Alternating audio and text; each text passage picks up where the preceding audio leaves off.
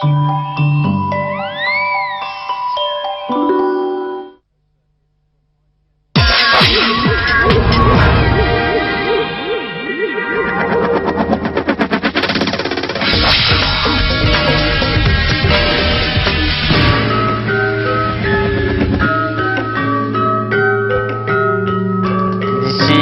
dizaine de minutes, c'est donc au Japon que nous pourrons nous rendre, car le Japon passera à l'an 2000. Bonjour à ceux et à celles qui nous rejoignent sur France 2 et sur TV5, ainsi que sur RFO pour ce France 2000, car depuis 10 heures ce matin, petit à petit, nous vous faisons passer l'an 2000 de fuseau horaire en fuseau horaire, depuis les îles Tonga jusqu'à donc maintenant, dans une dizaine de minutes, le Japon. Florence, et à chaque fois, on fait un point d'information avant ce passage. Et là, on fait un point en France, Claude. On ne peut s'empêcher à ceux qui ont été victimes de la tempête. Inondations et festivités de l'an 2000 ne font pas bon ménage.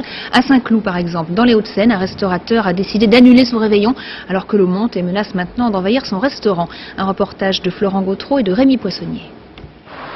Un resto, les pieds dans l'eau. Jamais le restaurant Quai Ouest n'aura autant justifié son surnom. Mais aujourd'hui, le bâtiment est fermé et la fête est annulée. Depuis dimanche, la Seine monte et la plateforme de bois et d'acier est menacée. Encore 10 cm et c'est l'inondation. C'est comment là? C'est haut. Trop haut, trop risqué, le réveillon est annulé. C'est un manque à gagner de combien? C'est facile, on avait bloqué les réservations à 300 et c'était 1000 francs par tête. Donc c'était au minimum 300 000. Plus ce midi on est fermé. Et plus demain on ne sait pas, on sait pas ce qui va se passer. Le restaurateur avait investi 30 000 francs dans la décoration. Il devra en outre dédommager le disque de jockey et un agent de sécurité. Il va perdre en réalité 500 000 francs, voire beaucoup plus, si le restaurant est inondé. Sans compter le foie gras et le homard qu'il faudra écouler. Il y a tellement d'énergie qu'on a accumulée et que ça part en eau de boudin. Je crois que si le moral est pas trop mauvais, on fera un autre réveillon dans quelques jours, quand ça ira mieux. De l'eau plus qu'il n'en faut, le champagne au frigo. Le réveillon d'Éric Vapler sera plus calme que prévu. Voilà, il n'y a pas que lui, il y en a beaucoup, notamment dans les zones sinistrées, je pense le Limousin et puis les Charentes. Bien sûr, on était, beaucoup en province.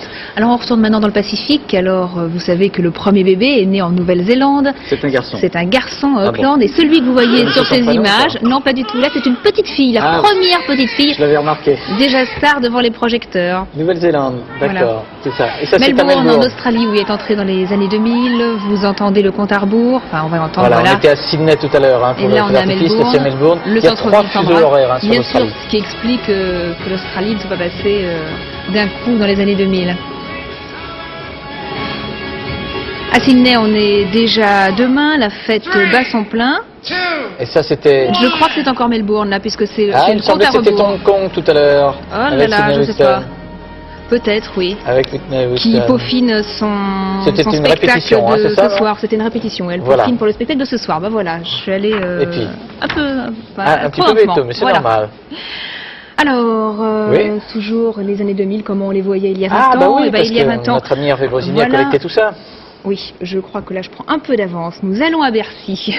Bon, une cellule de crise a été mise en place, car tout le monde redoute bien sûr le bog. Et nous retrouvons Jean-Claude Alanic. Alors, dans quel état d'esprit est-on, Jean-Claude? On est inquiet ou on est confiant au ministère des Finances? Ça va plutôt bien, plutôt bien. J'ai même une bonne nouvelle qui concerne la première centrale nucléaire russe à passer à l'an 2000. C'est celle de Delibinskaya, dans l'extrême-orient russe.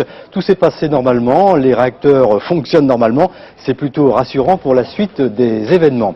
Et puis, vous savez que il y a quelques minutes, on a eu un point de presse qui nous a confirmé qu'en Nouvelle-Calédonie également, tout s'était passé normalement. Il reste un front sur lequel les informaticiens restent vigilants, c'est celui des hackers, des pirates informatiques qui ont menacé de frapper, de se livrer à quelques facéties. Alors c'est pris très au sérieux, les Américains en particulier, l'armée américaine a pris cette menace au sérieux en décidant de fermer plusieurs de ces sites internet pour éviter tout problème, non pas avec le bug, mais avec les hackers, les pirates. Merci Jean-Claude, on vous retrouve tout à l'heure. Alors, ça y est, il y a 20 ans, comment est-ce qu'on voyait l'an 2000 Eh bien, on imaginait, Claude, que tout serait automatique. Voilà, et qu'il suffirait d'appuyer sur un bouton, le fameux bouton de commande, pour que tout marche tout seul. En fait, ce n'est pas si simple, Hervé Brosini. L'an 2000, bien sûr, c'est sur la 2. D'abord parce que la 2 avait vu l'an 2000 avant l'an 2000. L'an 2000, ça sera tout avec des boutons, partout. C'est plein de boutons, on appuie sur un bouton, vous avez un gros beefsteak, plein, voilà. C'est des boutons. Le bouton poussoir. Bonjour, vous avez dormi, merci. Non, pas ces boutons-là, le bouton postmoderne, le bouton de l'an 2000, enfin. Le bouton propreté. Le bouton domestique.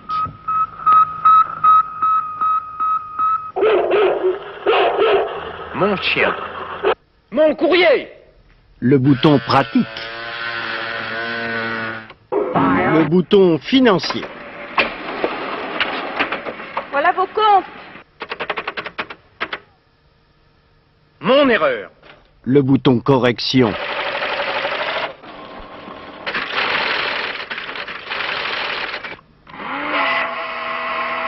Le bouton esthétique. Mon confort. En l'an 2000, c'est sûr. C'est vous les boutons? Oui, monsieur. La prochaine guerre sera donc celle des boutons.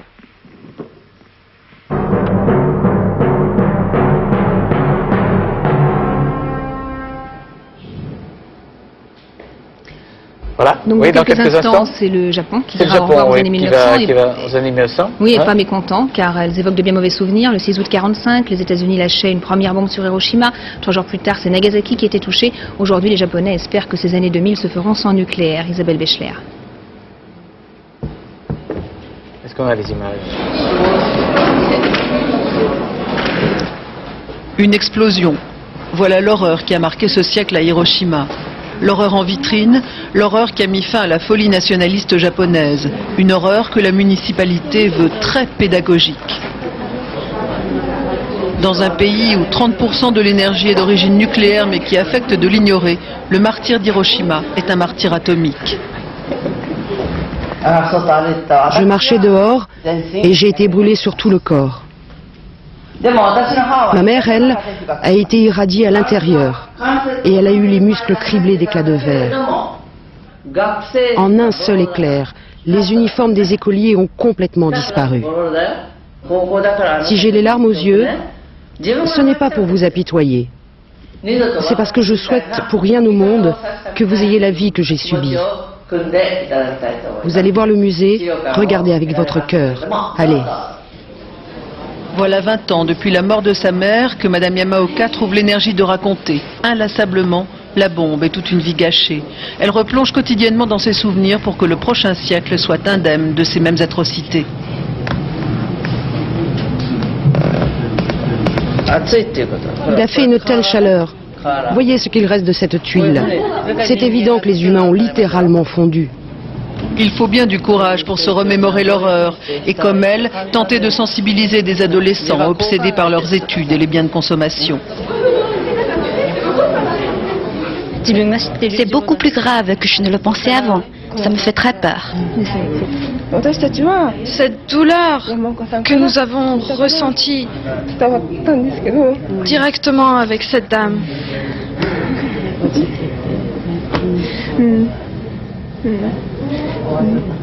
Cette douleur, nous voulons la transmettre à ceux qui ne savent pas.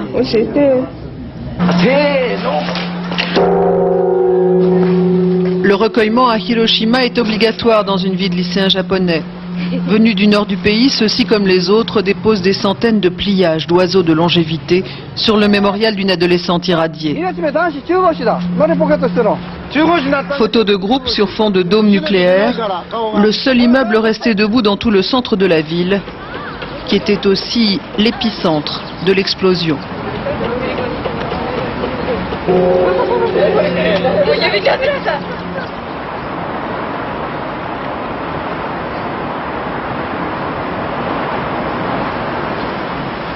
À Hiroshima, beaucoup de victimes qui ont survécu à la bombe sont devenues des pacifistes acharnés. Entre les lycéens, son association pour la paix et ses correspondants dans le monde entier, Madame Yamaoka est sans cesse sollicitée et c'est ce qui la fait vivre. Nous sommes en 1999. C'est l'année où les adultes devraient penser à un siècle plein d'espoir. Nous devrions penser au nucléaire dans notre vie et aux risques pour les jeunes. Je suis contre tout le nucléaire, même civil. Certains Japonais plus jeunes veulent aussi témoigner, comme Haranaka, un artiste de 42 ans. Je transporte des dalles du quai de la gare de Mujina à Hiroshima et d'autres pierres qui ont visiblement été irradiées aussi par la bombe atomique. Je vais en faire une installation.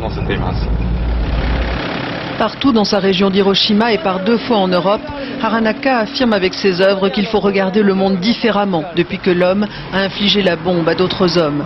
Les règles ont changé, le nouveau millénaire est subsidiaire. Je pense qu'à partir du moment où la bombe a été lâchée sur Hiroshima, une nouvelle ère a commencé. Je l'appelle Hiroshima Time. Et nous sommes en 55 de cette ère. De ce fait, l'an 2000 ne veut pas dire grand-chose pour moi.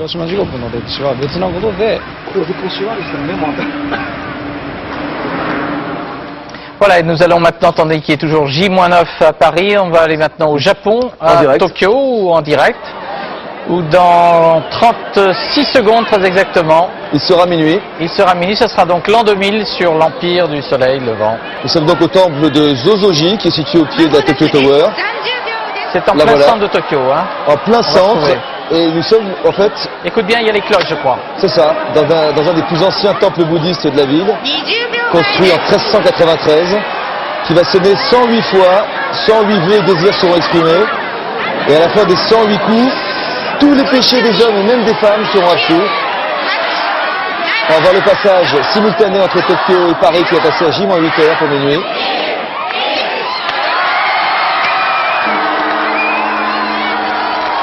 Bonne année au Japon. Bonne année à tous les Japonais qui nous regardent ici.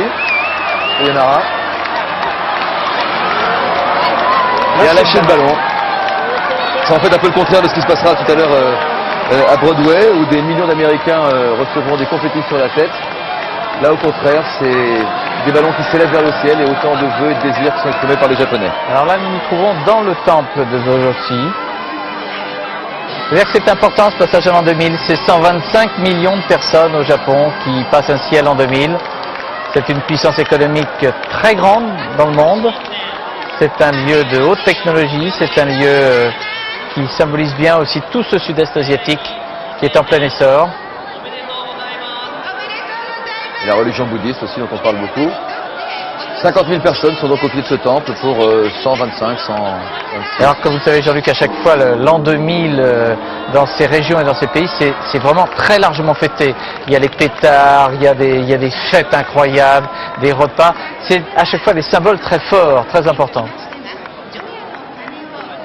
Voilà, on pensait qu'il y avait 7 péchés capitaux en France. En fait, les Japonais ont la réputation d'être extrêmement sophistiqués. Pour eux, il en existe 108. On ne vous passera pas le détail, mais vous pouvez imaginer le meilleur comme le pire. 108 péchés, donc, qui seront absous par 108 coups de cloche qui vont maintenant être donnés par les moines bouddhistes qui sont donc dans ce temple, le temple de Zozoji, qui montre donc la proximité en fait entre l'histoire du Japon, ce temple date de 1393, et sa modernité puisqu'il est au pied de la tour, au centre de Tokyo. Voilà les Japonais qui nous saluent et qui saluent le monde entier. Et encore un péché d'absous. Et un de moins. Et un de moins. Ça le prend pour moi celui-là, si vous permettez. C'est certainement le vôtre celui-là. Peut-être que Jérôme Revon peut nous montrer que nous sommes passés à J-8 pendant que le Japon abordait l'an 2000. Voilà le J-8 pendant que le Japon passait en 2000, 8 heures avant nous, ce qui va permettre aussi de vérifier à nouveau, comme le disait Jean-Claude Alanic, toutes les histoires de bugs, puisque à chaque fois ce sont des expériences qui nous servent pour comprendre s'il y a ou non défaillance dans les systèmes électroniques ou informatiques. Donc d'ici quelques minutes on aura donc ces informations, savoir qu'est-ce qui s'est passé au Japon à l'an 2000, on sait jusqu'à présent que les téléphones portables ont l'air de bien se présenter. Nous sommes en liaison par des systèmes téléphoniques et d'images avec chez Monsieur Watanabe à Tokyo. Bonsoir Monsieur Watanabe, bonsoir toute la famille Nozaki. Alors c'est à vous de nous dire vive l'an 2000. Bien, bonjour. Bonjour mes amis français, françaises. Bon, nous sommes entrés à un moment avant vous. Que représente l'an 2000 pour vous? Pardon? Que représente l'an 2000 pour vous? Oui, le 2000, ça signifie beaucoup de choses pour nous. D'abord, ça doit être une année de la reprise économique au Japon. Et deuxièmement, alors, on doit continuer le changement qu'on a commencé depuis plusieurs années déjà. On attend encore une année mouvementée pour l'année 2000. Ben, bonne année à vous, en tout cas, il y a tous les Japonais. Excusez-moi, j'ai passé pour un obsédé de la bouffe, mais qu'est-ce que vous avez mangé ce soir pour le réveillon? Qu'est-ce qui est disposé devant vous sur la table? Vous savez que la tradition japonaise, on mange le nouille. Nouille qui s'appelle soba. Soba. Soba. Soba. Soba. D'accord. D'accord. Ce sont des nouilles sarrasins de blé noir. Ah, de blé noir, comme on fait les galettes en Bretagne. Alors, monsieur Watanabe, avec la famille Nozaki, vous êtes tous rassemblés. Quels sont vos vœux? Arisa. Oui, alors Arisa qui est étudiante. 5 sur 5. Bonsoir Arisa. Alors, quels sont vos vœux pour l'an 2000? Au Japon, maintenant, on parle beaucoup de problèmes l'ordinateur. Non. Et j'ai un peu peur. Vous avez un peu peur pour l'an 2000? Eh ben, on aura quelques réponses d'ici quelques minutes pour savoir ce qui est passé à Tokyo. On va peut-être repasser des images de ce qui se passe au cœur même de Tokyo en ce moment, en direct. On a franchi l'année 2000, ça on l'a bien compris. Là, c'est la Tokyo Tower qui, comme la Tour Eiffel, d'une certaine manière, annonce donc qu'on a basculé dans cette année qu'on attend depuis tant de temps et qui nous fait tant fantasmer. Je crois qu'on va arrêter avec la liaison. C'était une liaison très agréable par ailleurs, Claude, mais un peu dangereuse. Oui, mais c'est quand même le privilège de France 2 pendant 24 heures de passer de fuseau horaire en fuseau horaire dans des familles, aussi bien du Pouliguen jusqu'à Tokyo, pour à chaque fois célébrer ce passage de l'an 2000. C'est assez émouvant. Et puis tous ces gens qui parlent français, tous ces gens qui s'adressent à nous, qui quelquefois ont des pensées d'ailleurs pour ceux qui sont victimes des intempéries, je trouve ça particulièrement agréable à entendre et plutôt réconfortant. Une autre image à vous envoyer en direct, les pyramides de Gizeh en Égypte, en direct, le coucher de soleil. Regardez, Khéops, Képhren et Mykérinos. Il y a un peu de nuages sur la pyramide. Et pourtant, Jean-Michel Jarre n'a pas commencé à jouer, ça voulait dire? Non, non, pas du tout. Et pourtant, Jean-Michel Jarre jouera donc tout à l'heure. C'est là que va se produire Jean-Michel Jarre, hein, vous qui connaissez bien cette région. Ouais, un peu. Oui. Donc Jean-Michel Jarre fera donc cet énorme concert comme il en a l'habitude, 8 heures de concert. Les pyramides vont résister, vous croyez, ou pas? Comment les pyramides vont-elles résister? Je sais pas, il paraît qu'il y a une rêve partie qui est prévue à l'intérieur des pyramides en tout cas. Les tenues momies acceptées. Donc voilà, le soleil se couche, on y reviendra, les lumières s'allument, on y reviendra donc un petit peu plus tard je pense. Et si on peut rebasculer peut-être en Égypte, sur les pyramides, pour revenir peut-être à Tokyo, avec à nouveau les festivités à Tokyo ou pas? Non, on va rester en France. Les festivités à Tokyo, et la France on va arrive retrouver avec Clémence. Et la France, elle va où? Elle va à Courchevel, on y va? La Vénarde. Alors Courchevel, qu'est-ce qui se passe à Courchevel? Moi je sais qu'on attend quelqu'un sur les pistes. Ça glisse, hein? C'est censé glisser. C'est qui ça? Ah là là. Comme ça. Ah bah voilà. Très bien. Donc c'est quelqu'un qui enfin glisse. des gestes qui me plaisent, moi. Ah, alors je ne sais pas qui est cet individu, bonjour. Bonjour monsieur. Bonjour monsieur. Hervé, moniteur à Courchevel. On avait cru remarquer qu'au moniteur il skie à l'envers. Vous appelez comment? Hervé. Ici à l'envers. Je m'appelle Hervé. Vous appelez comment Hervé? Enchanté. Vous avez vu du Génépi à midi? Vous avez vu du Génépi à midi peut-être déjà un peu? Non, pas encore, mais bon, ça va se fêter ça. Le passage à la télé, c'est clair. Quoi. Ils sont là, ils rigolent. C'est clair, ils ont raison. Qu'est-ce que vous avez prévu ce soir? Qu'est-ce que vous avez prévu ce soir? J'imagine que la station est complètement à bloc. Ouais, c'est complètement. De toute façon, c'est all full comme on dit ici, parce que c'est beaucoup anglais, et ça va être dur de trouver des places quand même pour faire la fête. D'accord. Mais bon, on reste. Et les moniteurs? On reste dans la joie et la bonne humeur. Et les moniteurs, à part draguer les Anglaises, les Américaines et les petites Russes, qu'est-ce qu'ils font le 31 décembre 99? Évidemment, on en vient au fait où le moniteur est un dragueur. Eh bien non, je ne suis pas un dragueur. Ah bon? Ah bon? Vous êtes un dragué? Je suis un dragué, voilà, c'est tout. On subit un petit peu des fois, quelquefois, quoi. Pauvre homme. C'est peut-être seulement l'exception qui confirme la règle, hein, Jean-Luc, finalement. Tout à fait, ouais. Non, c'est pas vrai, non, je plaisante. Ah non, bah, il défend l'image des moniteurs. Bon bah Courchevel, on va dire à tout à l'heure. Vous voulez dire quoi tout à l'heure? Hein? Ce qui est bien. Et puis nous, on va partir du côté de chez la famille Thomas, à Saint-Connan. Et je crois que là, c'est les préparatifs. Ah bah oui, effectivement. Alors là, on a des mains, donc je ne sais pas à qui j'ai affaire. Qu'est-ce que vous faites là? C'est des huîtres. À l'ancienne. Alors est-ce qu'on peut avoir des têtes là? Est-ce qu'on peut avoir un gros plan parce que vous avez votre technique très particulière là? C'est Philippe qui ouvre les huîtres. Qui ouvre les huîtres. Philippe, montrez-nous comment vous les ouvrez. Montrez-nous comment vous les ouvrez. C'est le bordel. Qu'est-ce qu'il dit, le petit bordel? On ouvre les huîtres de Bretagne. Ouais, alors. La marinoire, on n'a pas peur. Technique. On mange les huîtres de chez nous. Elles viennent d'où? De la marine noire, quoi. Elles viennent de Bretagne, elles viennent de Paimpol. De Paimpol. Très bien. Ah ouais, vous avez une bonne technique là. Oui. Et vous comptez en ouvrir combien comme ça? Ah bah, il y en a 150. Ah bah, il y a donc du si vous boulot. le désirez, on vous attend. Écoutez, c'est très gentil. Volontiers. Vous allez boire un petit vin blanc avec ou pas? Ah bien sûr. Le cri du cœur. Le cri du cœur. Un petit vin blanc avec les huîtres, c'est indispensable. Vous évoquiez la marée noire là tout à l'heure. Vous continuez à. C'est quelque chose qui est très obsédant maintenant en Bretagne, un peu partout, lorsque vous en parlez. Ah bah évidemment, on peut penser qu'à ça, malheureusement, c'est pas la première, j'espère que ça sera la dernière, mais enfin on continuera quand même à manger des huîtres parce qu'on a confiance en nos marins pêcheurs, on sait qu'ils font du bon travail malgré tout. Est-ce qu'il y a un fest-noz particulier pour le réveillon? Est-ce qu'on chante des chants particuliers bretons? Les fest-noz. Pas particulièrement, mais en règle générale, ça peut arriver, on peut danser, on fait le fest-noz, effectivement c'est des choses qui... Là, vous vous sentez pas encore en voix pour nous chanter une petite ou pas? Non, ils sont trop occupés. Plus tard, après, dans la soirée. Bon, répétez, parce que laisser.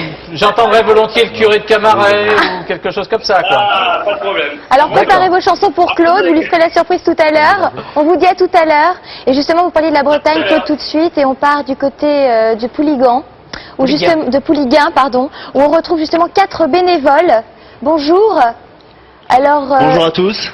Vous êtes qui? J'ai Eric, Patrice, Cyril et un quatrième. Vous êtes? Je suis Cyril. Vous êtes Cyril? Alors vous faites partie des bénévoles? Racontez-nous un petit peu où vous en êtes.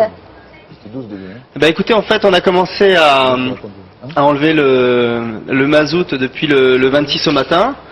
Donc, notre quotidien, c'est le mazout et encore le mazout. Bon, et est-ce que vous comptez ce soir vous amuser un petit peu et essayer de faire avec et de faire la fête quand même avec vos amis? Ah bah tout à fait, ça n'empêchera pas. On a arrêté depuis donc midi pour justement préparer un petit peu ce nouvel an et donc on repartira ensuite à partir du 2 pour enlever tout ça. Quel est l'état des plages, notamment de la côte sauvage, je pense Porlin ou d'autres comme ça? Écoutez, je vais vous passer Eric qui va vous en parler un petit peu. Bah écoutez, jusqu'à encore ce midi, c'était à peu près 20 à 30 cm de goudron. Les endroits encore où se trouve le sable, c'est peut-être ce qu'il y a de moins grave. Sinon, pour les maillots des touristes un peu cet été, mais c'est le pire, ce sera les rochers, puisque toute la côte, tout ce qui est la baie du Scal, tout ce qui est en venant vers la pointe du Pouliguen, c'est totalement englué. Il y a des heures et des heures et des heures et des heures et des mois de travail. Et là, faudrait vraiment que les gens se rendent compte que c'est une véritable catastrophe. Ouais, voilà. Tout à fait. Donc je pense Pointe de Pin-Château, la Govelle, tout ça, c'est pourri, quoi. Oui, tout à fait, c'est pas triste. Le vœu que je pourrais faire à nos hommes politiques, ce serait peut-être en 2000, de voter une loi pour que les bateaux qui accostent sur les ports européens soient des bateaux à double coque comme aux États-Unis, voire des bateaux qui ont des certificats de conformité avec des révisions tous les 5-10 ans, qui permettraient ainsi d'avoir des bateaux en bon état, des bateaux qui puissent être...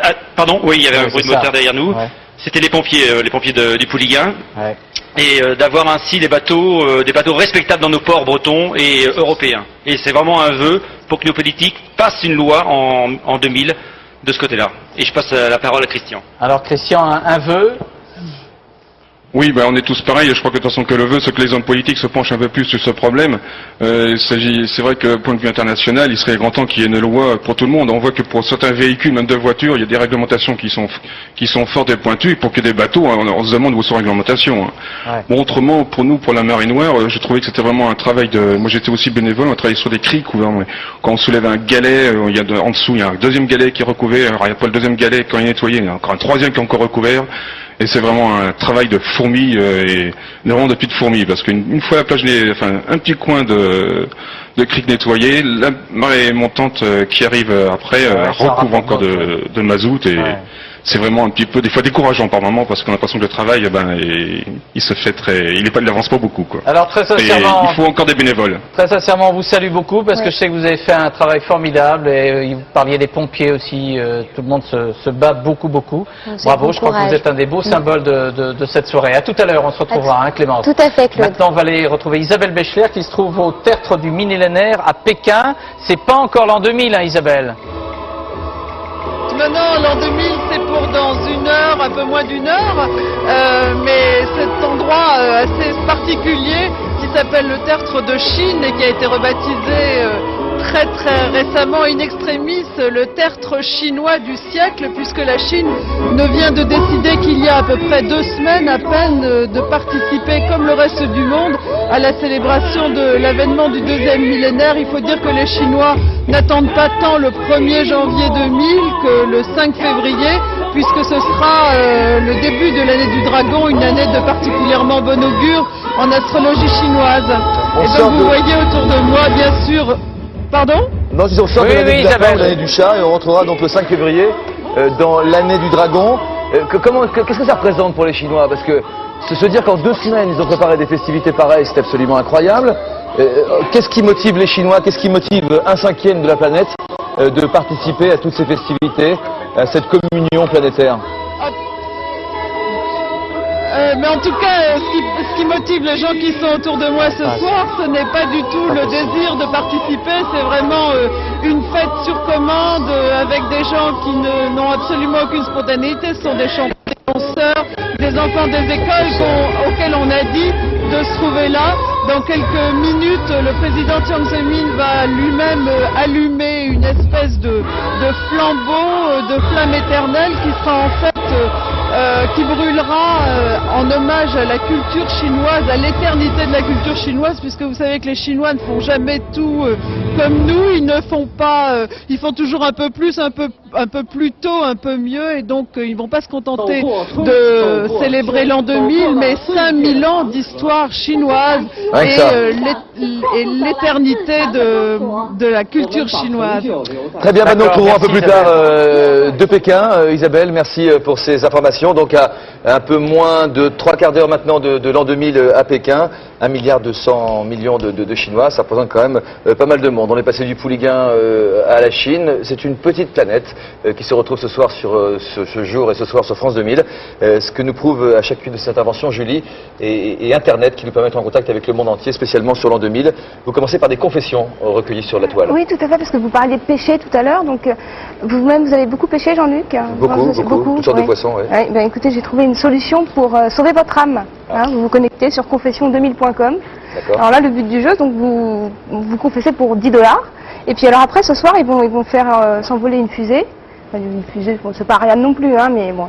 Et virtuelle, puis, voilà, et à 23h59 exactement, elle va exploser, donc apportant avec elle tous vos vilains secrets, voilà, à tout jamais. Mon armoire à secrets. Voilà. La Bog Party, on en parle un petit peu, qu'est-ce que c'est exactement? La Bog Party, c'est Mao qui organise ça, un certain Mao. Donc le principe, c'est en fait dans une pièce avec des caméras, il réunit des tas de machines, des fours, des vieux ordinateurs, et puis il attend minuit, c'est ça le principe. Puis comme il est relié par visioconférence avec des pays qui font aussi des Bog Party et qui sont en avance, et ben en fait dès 20h sur le net, vous allez voir ce qui va se passer là-bas. D'accord, sont donc sur Bog Party. Bog Party, non, levillage.com. Ensuite. Alors ensuite, vous avez par exemple la palme du réveillon des grincheux sur Internet, puisque vous avez donc, je cite, le site c'est pour tous ceux qui ne font pas la fête dehors, ne prennent pas de drogue et ne participent pas à l'émeute. à une émeute. Hein. Donc voilà, c'est très bon esprit. Comment s'appelle ce site? Ça c'est y3000.com. Donc si vous voulez aussi faire partie des petits rigolos. Puis j'ai une petite actu quand même, parce que vous avez peut-être entendu parler de 9 Néerlandais complètement allumés qui vont accepter de se faire enfermer dans une maison. C'est pour une émission de télévision. Absolument. Ouais. Petit détail. Ils étaient 12 au départ, je crois. Il y en a 3 qui ont abandonné en cours de route. Peut-être. Oui, ça abandonne tous les jours. Parce qu'ils sont obligés de vivre ensemble, d'être sans arrêt filmés. Je crois voilà, il y a des caméras partout dans la maison, mais alors partout.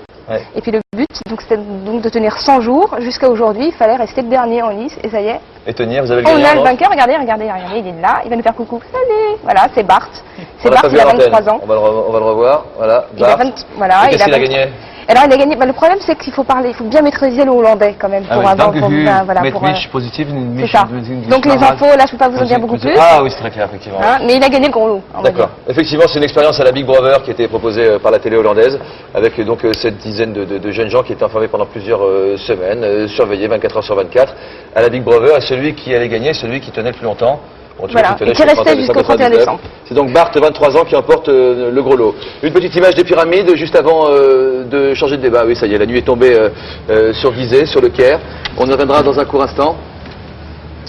Laurence, on va enchaîner, je suis avec Laurence Parisot de l'IFOP, on va enchaîner avec les bases de notre prochaine discussion avant de retrouver Claude et ses invités. Laurence.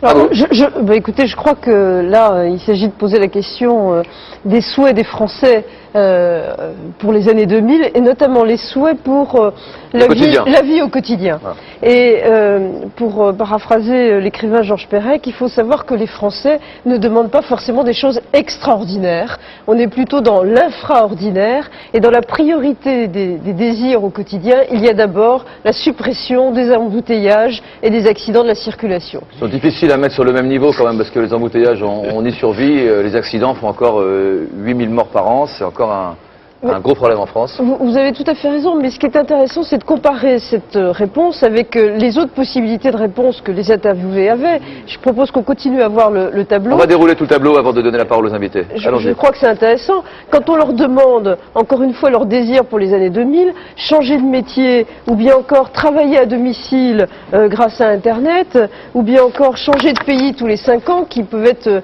des souhaits un peu délirants, je dirais. Eh bien non, c'est des choses d'abord très pratiques qu'on veut voir être mises en œuvre. Voilà, donc, oui, pardon, j'en prie, continuez. Donc, il y avait d'autres questions sur les modes de vie, et notamment sur la question du temps libre, qui est une question éminemment d'actualité. Et je crois qu'il y a une chose à bien mettre en avant, c'est que, bien sûr, on a envie du temps libre, mais on n'a pas envie d'un temps libre passif. Le temps libre dont on rêve est un temps libre très actif. Vous voyez qu'on met pratiquement au même niveau l'idée de s'occuper de ses enfants, de voyager davantage, ou bien encore de se parfaire en matière de culture et d'éducation. Là, d'ailleurs, sur cette question, il y a des vraies différences par âge. Quand on est jeune, c'est vraiment les voyages qu'on met en avant. Et puis, quand on a 25-40 ans, c'est d'abord s'occuper de ses enfants. Et c'est au-delà de 45-50 ans qu'on rêve à nouveau de s'éduquer, chose dont on n'a plus très envie de s'occuper quand on a au contraire 20 ans. Donc, je crois qu'on a envie de choses quand même très réalistes pour les années 2000. On va donner la parole peut-être à Robert Rochefort. Merci Laurence. Robert Rochefort du CREDOC, Centre de recherche pour l'étude et l'observation des conditions de vie. Bonjour, bonne fin d'année pour l'instant. Vous aussi. Merci, il nous reste encore 8 heures. Ouais. Robert, que vous inspire oui, 8 heures, ouais, c'est tout. Comme le temps passe. Et après c'est fini.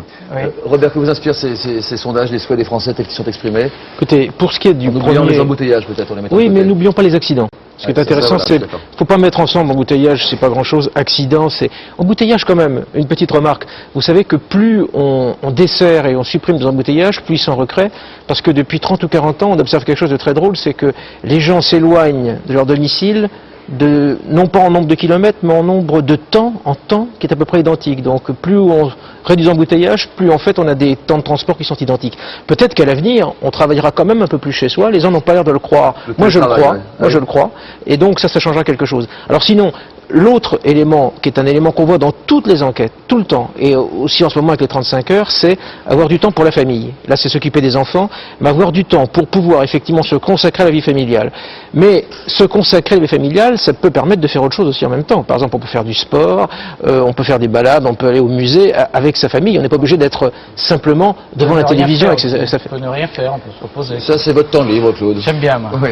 On nous a volé notre an 2000, titré un magazine féminin ce mois-ci. On nous a volé nos rêves d'enfants, à savoir les robots faits du logis, ou hommes ou femmes de ménage, les stations balnéaires orbitales, où on part faire du pédalo intersidéral, le repas pilule pour manger sans avoir d'enfants, enfin tous ces trucs-là dont on rêvait, sans avoir d'enfants, c'est pour dire une bêtise, hein, mais dont on rêvait il y a encore une vingtaine d'années, une trentaine d'années. Je m'inquiète pour votre santé mentale après minuit, Jean-Luc. Ah oui, je vais bugger, si ce n'est pas déjà fait. Qu'en pensent les futurologues ici présents? Est-ce que l'an 2000 représente à ce que vous aviez imaginé, messieurs? Oui, écoutez, l'an 2000, il s'accompagne d'une grande catastrophe, d'une grande catastrophe à la fois écologique et due à des déséquilibres climatiques.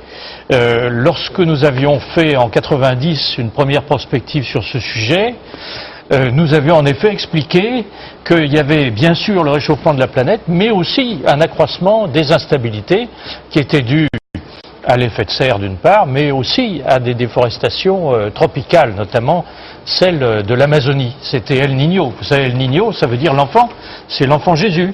Et c'est parce que ces troubles-là se produisent aux alentours de la Noël, que les Américains du Sud l'ont appelé El Niño. Alors El Niño a été catastrophique il y a 3 ans. Mais ce qui vient de se passer en Indonésie, l'est tout aussi. Hein. Alors au Venezuela, 30 000 morts sans doute au minimum, c'est impressionnant.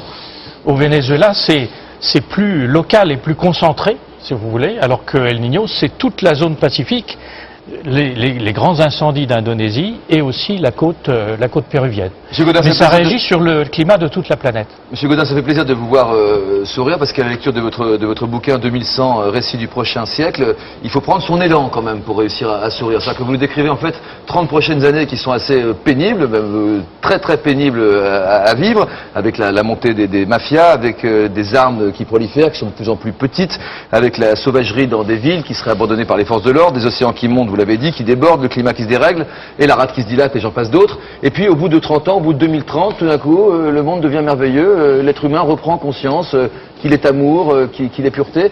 Que va-t-il se passer? Est-ce qu'on a des raisons quand même de sourire avant d'attendre l'âge de la retraite? Je vous vois sourire aussi, donc je pense que vous avez de bonnes raisons. Ceci dit, je dirais nous sommes optimo-pessimistes, dans le sens que nous vivons un très grand changement, qui n'est pas seulement un changement climatique, qui est un changement de la technologie, de l'univers professionnel, de la vie quotidienne, et il faut du temps pour que la population assimile ce changement et pour qu'elle maîtrise à nouveau les technologies. C'est comme les débuts de la révolution industrielle. Au bout de 30 ou 40 ans, eh bien, le nouveau système technique a déclassé la main-d'œuvre qui desservait l'ancien, et il y a eu la révolution de 1848. Après quoi, on a fait un grand effort d'éducation de masse et de grands travaux. On va rester sur l'année 2000, monsieur Godin. Au bout d'un 50 ans, c'était revenu, en effet, l'Europe était redevenue le phare du monde. Alors, vous, vu de votre planète, 50 ans, c'est comme si c'était une poussière, mais nous, c'est une vie quand même. Alors, monsieur Godin, rapidement, juste pour nous mettre en appétit, pour que tout le monde passe un bon réveillon, est-ce que vous pourriez nous décrire l'étendue des catastrophes qui nous attendent dans les 30 ans qui viennent? Non, certainement pas. Je ne peux pas vous décrire l'étendue des catastrophes qui nous attendent. Vous allez assumer ce que vous avez écrit. C'est pas véritablement la question. Vous les avez cités tout à l'heure. C'est celle-ci, il n'y en a pas d'autres? Je pense que nous sortons d'un siècle de barbarie, dans lequel nous avons encore des attachements tribaux, des comptes à régler, et la technologie, dans ce siècle, a été mise au service de choses extrêmement primitives. Et nous commençons à peine, si vous voulez, à nous habituer à ces nouvelles responsabilités, à l'utiliser autrement. À l'utiliser pour communiquer, je dirais, pour se rencontrer d'un bout à l'autre de la planète. C'est une vision plutôt optimiste que vous avez, alors? À long terme, oui. Surtout du point de vue des femmes, quand même. Les femmes vont prendre une place prépondérante. Bientôt, on se battra pour avoir un ministère des hommes. Pour autant qu'elle ne l'ait pas déjà. Pour le temps qu'elle ne l'ait pas déjà. Je ne sais pas ce qu'en pense Claude. Non, mais c'est vrai, qu'est-ce qui va se passer vis-à-vis des femmes? Il y aura beaucoup plus de femmes que d'hommes? Non. Il y en a déjà. Il y en a déjà. Oui, oui, il y a 54% de femmes. Vous savez qu'il y a même des problèmes dans des pays comme la Chine à cause de l'infanticide des petites filles. Donc là, c'est le problème inverse justement qui se posera. C'est le problème inverse. C'est-à-dire qu'on tue plus volontiers, c'est une horreur, hein, les petites filles que les petites. La question, c'est tout le monde a en lui-même une part masculine et une part féminine. Donc quand on parle de cette question de la féminisation du monde, on parle de la féminité. On ne parle pas nécessairement du sexe féminin. Les féministes des années 50 disaient les femmes vont remplir des rôles masculins. Non, aujourd'hui, nous disons, attention, c'est dans les périodes où l'espèce humaine se répand sur de nouveaux territoires, ce sont les valeurs d'autorité, de mise en ordre, des valeurs masculines, si vous voulez, qui dominent. Lorsqu'il s'agit au contraire de se réguler, de se mettre en harmonie avec la nature, c'est la thèse du jardin planétaire, hein, cette magnifique exposition de la Villette, eh bien, ce sont des valeurs féminines, ce sont des valeurs d'intériorité et des valeurs du dedans, en quelque sorte, d'authenticité et de sensibilité. Donc c'est à partir de 2030 que le rôle des femmes deviendra prépondérant, encore une fois, d'après ce que j'ai pu lire dans votre bouquin. C'est donc pour cette raison, ce sont des valeurs féminines, que la Terre deviendra plus douce, transformée en jardin, vous en parlez à l'instant, avec un retour prépondérant de ce que vous appelez la sensibilité. On a perdu la sensibilité ? Je vous laisse juge, mais je pense en effet que, si vous voulez, du fait de courses excessives, hein, je pense en particulier au modèle américain de travail, où les gens sont constamment sous pression, il y a une perte de sensibilité et de relations humaines. Vous parlez également de la téléportation qui pourrait exister. Il paraît qu'on est capable, on a la force en nous de se téléporter comme dans Star Trek. Là, je crois que vous avez lu quelque chose qui n'est pas écrit dans le livre. Ah ben, c'est non, mais vous parlez de télépathie artificielle. Il lit aussi des bandes dessinées. Non, mais je lis toutes sortes de choses. On parle de téléportation. Hein, j'écoute les feuilletons, bien entendu. Tu dois passer pour un crétin. J'adore, et en plus j'en ai tellement l'habitude. C'est trop tôt. La téléportation, comment ça marche? Qu'est-ce qu'il faut nous en parler? Est-ce que ça pourrait exister un jour? Arrête de m'écrire sur les... Je t'écris des penses bêtes. Je crois que ça, on en a parlé récemment. À cause de certaines expériences qui sont faites en mécanique quantique. Il faut savoir que le monde de la mécanique quantique est un monde où notre expérience quotidienne serait complètement prise en défaut, où les choses sont... Le hasard joue un très grand rôle, et les lois de ce monde de l'infiniment petit sont extrêmement, disons, peu compréhensibles actuellement. C'est-à-dire qu'on sait les utiliser pour faire des dispositifs, des systèmes, de l'électronique, de l'informatique, mais en revanche, comprendre véritablement leur signification, comprendre ce qu'est l'univers, je crois qu'on en est très loin, et Dieu merci, nous avons devant nous en même temps, il y a un appétit pour ça. Il y a un appétit. Et je pense que les prix Nobel de Sharpak, de Gênes, beaucoup de scientifiques qui ont su vulgariser depuis quelques années leurs connaissances, ont donné de l'appétit aux jeunes pour ces matières de physique, de biologie. Vous savez, si on se reporte un siècle en arrière, beaucoup de scientifiques pensaient qu'on était arrivé au bout du chemin. Et puis, en quelques années au début de ce siècle, il y a eu soudain la relativité puis la découverte de la mécanique quantique. C'est-à-dire qu'on s'est aperçu qu'en fait, on savait très peu de choses. Et je crois qu'aujourd'hui encore, on sait très peu de choses. Par exemple, on parle beaucoup de ces problèmes climatiques, de cette catastrophe qu'il y a eu là. Je crois qu'il y a... La science est formidable quand il s'agit de comprendre aujourd'hui les choses simples, d'établir des lois simples. Mais on aborde maintenant ce qui est la barrière de la complexité. La barrière de la complexité, on la trouve dans l'être vivant d'abord, mais on la trouve aussi par exemple dans le système climatique. Et là, on est désarmé encore. C'est-à-dire, il ne faut pas s'étonner aujourd'hui qu'on ne soit pas capable de prévoir le temps, tout simplement parce qu'on n'a pas les instruments, on est encore très loin. Il y a un énorme chemin à faire encore pour comprendre. Par exemple, l'émergence qui s'est passée au cours de l'évolution, qui a fait apparaître les êtres vivants, puis a fait apparaître l'homme, la pensée, la conscience, tous ces phénomènes qu'on appelle l'émergence, qui est au cœur aujourd'hui des réflexions sur la complexité, c'est quelque chose qui est très loin de notre capacité par exemple, de calcul. Les ordinateurs calculent bien, calculent beaucoup, mais ça ne suffit pas. D'accord, il faudrait que vous restiez un petit peu avec nous dans un langage un peu de feuilleton, si vous me le permettez, pour essayer de comprendre ce qu'on porte en nous, ce qu'on est capable de faire et ce qu'on sera capable de faire à la fin du siècle prochain, nous, les êtres humains. Ah ben écoutez, je ne me prendrai certainement pas sur la fin du siècle, car tout à l'heure vous parliez de 2030. Aujourd'hui, ce qui est caractéristique de ce qui se passe, c'est que les choses évoluent de plus en plus vite. C'est-à-dire que probablement au cours des 25 ou 30 prochaines années, il y aura autant de changements que dans le siècle qui vient de s'écouler. Si vous prenez l'exemple de l'automobile, par exemple, il a fallu plusieurs décennies, 40 ou 50 ans, pour que la majorité de la population utilise des automobiles. Si vous prenez aujourd'hui le téléphone portable, il a fallu moins de 10 ans.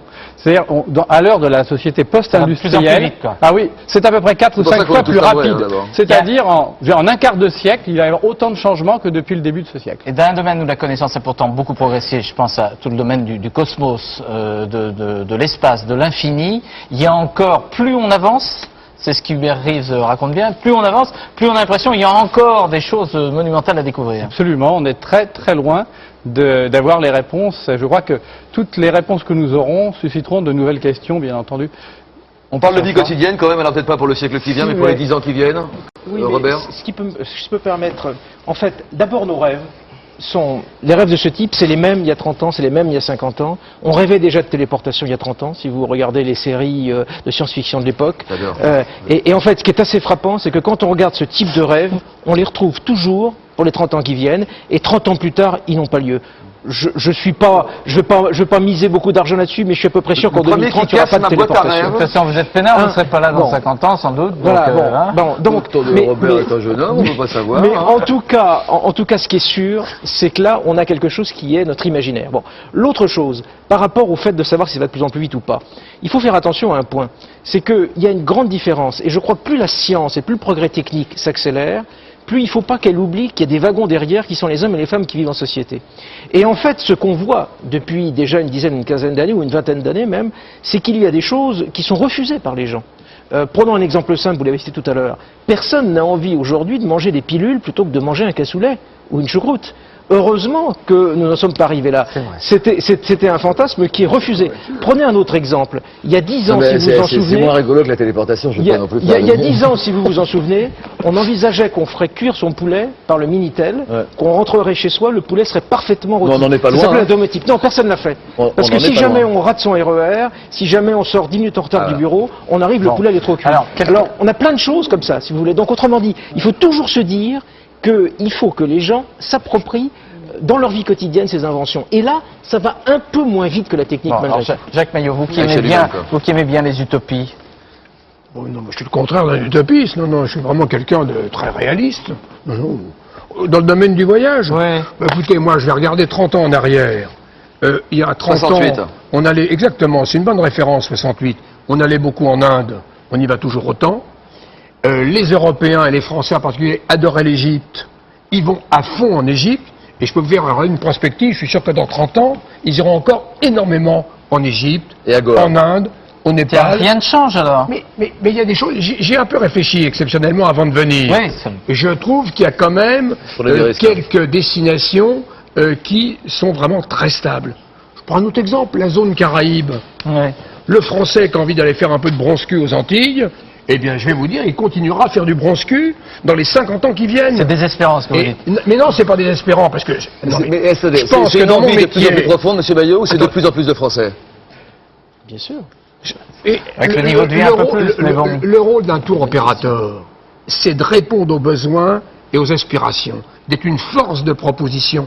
Celui qui a envie de faire un trek en Islande, il va faire un trek en Islande. Celui qui a envie de se reposer, qui grâce aux 35 heures est fatigué, qui a envie de faire du bronze-cul à Hammamet, il peut.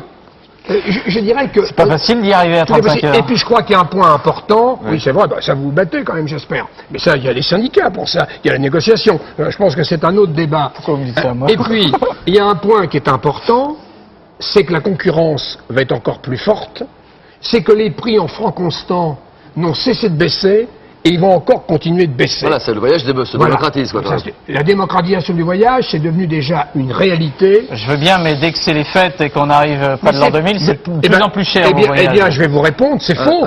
Le marché a répondu, les consommateurs ont dit, certains réveillons, les compagnies aériennes pratiquent des prix inacceptables, les hôteliers ont dépensé le trait rouge, les restaurateurs pareil. Il y a qu'à voir les restaurants, ce soir, ils sont pleins. Il y en a qui ont fermé carrément. Comme ça, ils n'ont pas de problème de remplissage. Et puis les autres, ils sont pleins à 100%. C'est vraiment le consommateur. C'est ce qu'on appelle le consommateur. C'est celui qui est devant Internet. Absolument. Et je dis que le consommateur sera de plus en plus actif dans les 30 années qui viennent. Monsieur Maillot, est-ce que vous serez un des premiers à proposer des voyages en navette spatiale? Mais tout à fait, tout à fait. Mais j'ai toujours été le premier dans beaucoup de secteurs. C'est vrai. C'est pareil, sur Internet, j'ai été le premier. Et je pense que ce métier va changer. C'est pourquoi en la navette effet, spatiale le travail, la vente à domicile, j'ai vu que dans le sondage de l'IFOP, c'était très faible. Je trouve que le sondage est en retard. Il va y avoir de plus en plus de ventes à distance et de plus en plus de ventes à domicile. C'est pour quand? À mon avis, dans les 10 années qui viennent. Dans les 10 années qui viennent. Aujourd'hui, il y a 5 millions de personnes qui sont sur Internet. Je suis peut-être un peu en retard. Claude. Jean-Prie, donc les initiatives, Jean-Prie. Eh bien alors, dans la vie quotidienne, il y a eu beaucoup de modifications concernant l'esthétique, concernant l'envie de se modifier, notamment l'aspect physique. Nous en sommes d'ailleurs des résultats assez ratés. Oui, non, avec du maquillage on s'en sort. Racontez-nous, vous qui vivez dans ce monde-là, comment vous voyez ça? Puis vous êtes très jeune, donc est-ce que vous voyez une évolution? Est-ce que c'est une manipulation qui vous fait peur? Comment vous vivez ça? Vous êtes esthéticiennes toutes les deux, Elodie et Jennifer. Qui est Elodie, qui est Jennifer? Elodie, Jennifer. Ah, d'accord. Racontez-nous. Pourquoi vous avez choisi ce métier-là? Oui, ça va être, on va peut-être recadrer un petit peu la question de Claude pour y revenir, puisque c'est l'essentiel quand même. Avec Antoine Roux, chargé de mission aux affaires culturelles de la mairie de Paris, vous avez développé certaines activités bénévoles issues du métier que vous êtes en train d'apprendre, celui d'esthéticienne, et tournées vers celles et ceux qui en ont le plus besoin et qui en ont le moins les moyens. Expliquez-nous en quoi consiste cette opération.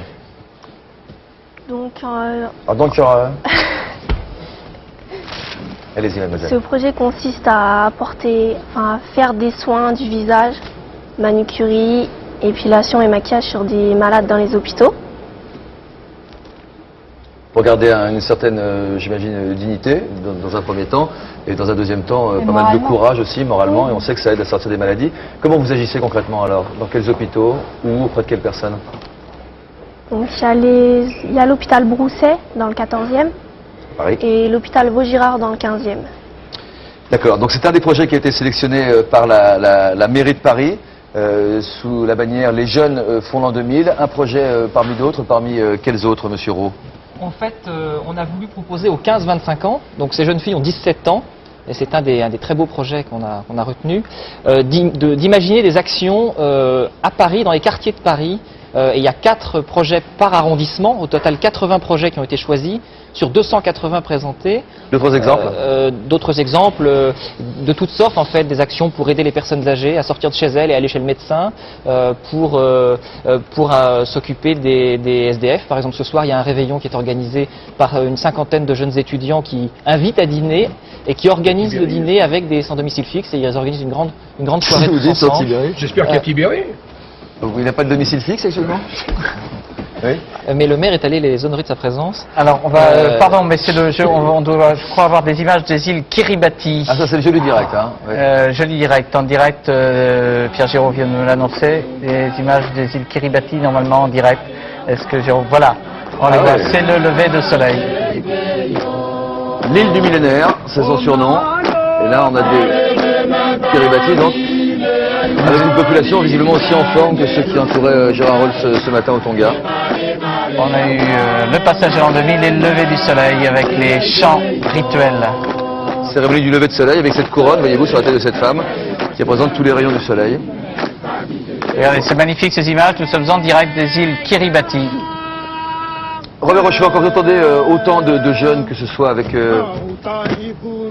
la mairie de Paris ou ailleurs, partout sur les plages de France, ou encore là où des centaines de millions d'arbres, et je pèse mes millions, ont été dévastés par la tempête, sacrifier leurs vacances, sacrifier leur réveillon pour être solidaires les uns avec les autres, parce que ça c'est une tendance de fond de cette fin de siècle. C'est-à-dire que, bon, le XXe siècle c'est aussi l'épanouissement de l'individualisme, surtout la deuxième moitié du XXe siècle, parce qu'on devient assez riche pour pouvoir prendre son pied avec l'argent qu'on gagne, etc. Je crois que le XXIe siècle sera la recherche du lien social. La vraie question qui se posera, d'ailleurs, je pense que Jacques Maillot, et c'est intéressant, ces images de Jacques Maillot ne me contredira pas sur ce point. Maintenant, si on va à l'autre bout du monde, on a envie de rencontrer les gens, on a envie de savoir, d'avoir un bout de vie avec eux. Bon, la vraie question qui se posera pour le début du XXIe siècle, et là on retrouve peut-être la violence dont parlait Thierry Godin tout à l'heure, c'est de savoir si on va être solidaire à travers des groupes qui se ressemblent, mais avoir plein de groupes qui se ressemblent mais qui communiquent jamais entre eux, c'est ce qu'on appelle la tendance aux tribus. Alors les jeunes entre eux, les groupes d'origine ethnique entre eux, etc. Ou bien s'il y aura des moments où on se rencontrera. Alors quand il y a une catastrophe naturelle, comme c'est le cas, on arrive à se rencontrer parce que là ça transcende tout. Mais heureusement, on peut espérer qu'il n'y aura pas des catastrophes naturelles tous les jours. Exactement. Et à ce moment-là, il faut quand même essayer de voir comment on peut arriver à avoir du tissu social ensemble. On doit avoir des images des Champs-Élysées où il y a un certain nombre déjà d'attroupements, la foule commence à se rassembler, il n'est pourtant que 16h41 en France, mais il y a déjà de plus en plus de monde sous un ciel évidemment moins clair et moins agréable que celui des îles Kiribati, mais ça commence, voilà les images des Champs-Élysées où vous trouverez Jean-Luc tout à l'heure avec Michel Drucker à partir de 22h50. 20h50 même, pour le tapis rouge exceptionnel. Pour le tapis rouge exceptionnel tout au long de cette soirée. Voilà les images vues de la Tour Eiffel sur le Trocadéro, où nous trouverons également avec Olivier Galzi dans quelques heures. Voilà, les Champs-Élysées commencent à s'illuminer. Il pleut pas trop. Il y aura beaucoup de monde. Venez à pied, venez à pied. On est à J-8h. J-8h, d'ici 18 minutes. Je voulais juste rebondir sur ce que disait Robert avec l'exemple de Elodie et Jennifer, donc qui aident les personnes âgées. Là, il ne s'agit pas d'une actualité qui transcende tout et qui crée des solidarités, mais bien un geste volontaire de leur part. Merci, mesdemoiselles, d'avoir été avec nous. Merci, messieurs, également. Bonne navette spatiale à Jacques Maillot. On part avec lui, évidemment, en avion pour les pyramides, tout de suite. Les pyramides. En direct du Caire, du site de Gizeh. Est-ce que Jean-Michel Jarre a démarré son concert? Il a eu du mal à remplir son avion. Hein. Voilà, donc les pyramides, j'ai du mal à les voir. Qu'est-ce qu'il y a? Jacques Maillot dit qu'il a eu du mal à remplir son avion. Alors, zoom arrière, qu'est-ce que je vois là? Eh bien là, on voit des lumières au milieu du désert, face aux pyramides. Vous êtes sûr que c'est pas la place du Trocadéro, ça? Non, c'est pas... Ce sont les dernières images donc, de Kéfren, Khéops et Mykérinos. Avant la nuit, avant l'apocalypse que craignent certains. Donc ici, on a parlé sur le contraire. Et ça va s'illuminer. Regardons. On va distinguer peut-être... Ah oui, voilà, ça y est, les pyramides, en direct. On va voir le Sphinx aussi, pas très loin. Plus besoin de voyager. Hein. Khéops, Kéfren, Mykérinos, ce concert de Jarre dans un instant. On se retrouve juste après ça pour de nouvelles informations. France 2000 continue. Merci à tous nos invités.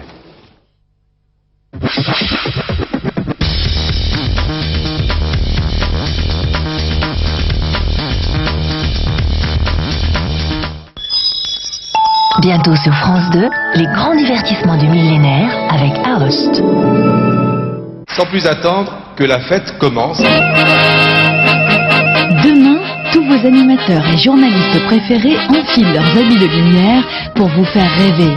Magiciens, trapézistes, clowns ou dresseurs d'un jour, ils dévoilent leurs talents insoupçonnés en hommage aux reporters sans frontières. Le Gala de la Presse vous présente sa piste aux étoiles avec Carole Gessler et Rachid Arabe, demain sur France 2.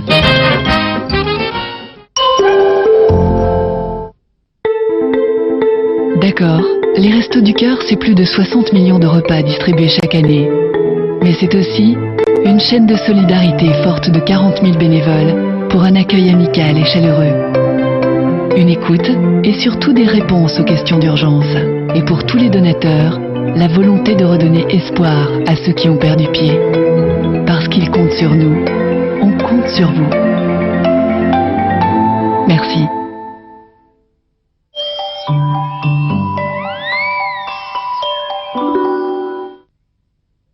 Qui n'a pas un jour rêvé du nouvel Opel Frontera, avec son moteur Ecotec DTI 16 soupapes aussi sobre que performant, et qui passerait de 2 à 4 roues motrices sur simple pression d'une touche. Qui n'a pas un jour rêvé du nouvel Opel Frontera, encore plus stable, grâce à son nouveau châssis indépendant. Qui n'a pas un jour rêvé devant la ligne du nouvel Opel Frontera. Opel Frontera, un nouveau penchant pour l'aventure.